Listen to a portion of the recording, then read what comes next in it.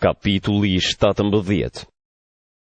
Pastaj, njeri nga 7 engjët që mbanin 7 kupat, erdhi e më tha: Eja do të tregoj gjykimin e lavires së madhe, që shtrihet për gjatë ujrave të shumt.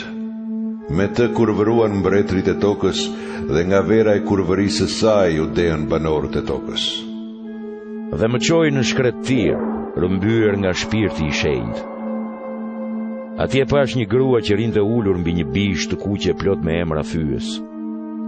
Bisha kishte 7 kokë e 10 brirë. Gruaja ishte veshur me të purpurta e të kuqe, e zbukuruar me ar, gur të çmuar e margaritar. Në dorë mbante një kupë të artë të mbushur me fëlliqësitë dhe ndyrësitë e kurvërisë së saj. Mbi ballë kishte të shkruar një emër me kuptim të fshehtë: Babilonia e madhe, nëna e lavireve dhe e fëlliqësive të dheup.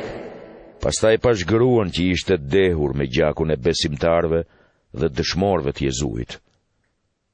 Kur e pash, shtanga nga habia e madhe.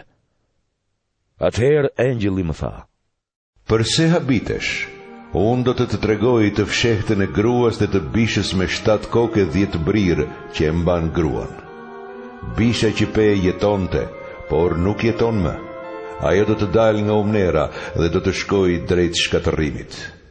Banorët e tokës që nuk e kanë të shkruar emrin në librin e jetës që nga krijimi i botës, do të mrekullohen duke parë bishën që jetonte dhe nuk jeton më, por që do të vijë përsëri. Këtu duhet mendje e urtë. 7 kokët janë 7 kodra, mbi të cilat rri ulur gruaja.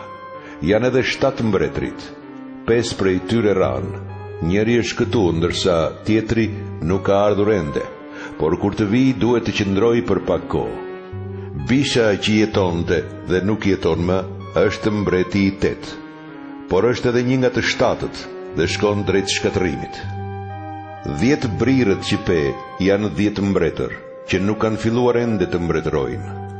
Ata do ta marrin pushtetin si mbretër vetëm për 1 orë, bashkë me bishën.